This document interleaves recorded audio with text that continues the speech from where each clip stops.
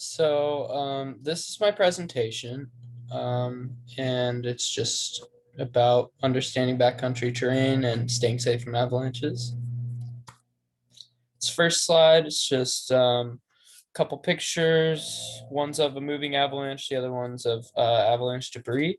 And I'm just going to kind of generally describe what an avalanche is. This next slide is different types of avalanches that can happen. For each photo, I am going to just kind of describe the conditions behind these avalanches, and I'm also going to describe what you can look at and observe to kind of stay safe and stay away from these avalanches. Next slide is just a couple pictures from the last slide that have to do with what the snowpack is like in Washington right now. And this is based off of research that I've done from looking at information from Northwest Avalanche Center. So I'm just gonna kind of describe those.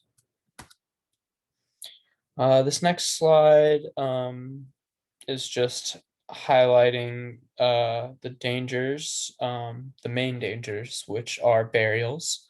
And I'm just kind of going to describe the difficulties behind digging someone out of an avalanche and then trying to get them to safety.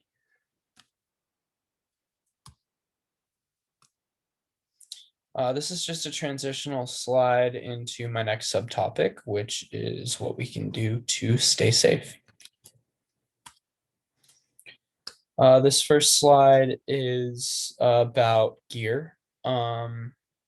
Just kind of like naming off the gear in this little bit of writing here, and saying that it should always be carried when traveling in the backcountry. I'm gonna kind of also describe how some of the gear works. The shovel's pretty self-explanatory, but the backpack, the probe, and the transceiver will probably need just a little bit of explaining. Next is about education. I've got a little bit of writing here about where you can go to do some courses near Bellingham. And I'm just going to kind of briefly describe my experience with getting AVY level 1 certified. Next is about riding with a buddy and about how that gives you an advantage into staying safe and staying alive.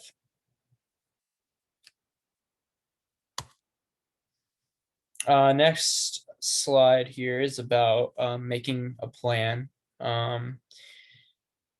Checking Northwest Avalanche Center. These are pretty self-explanatory. You can read them right here. And I'm just kind of going to go into a little bit more detail about what this entails, making a plan. So, yeah.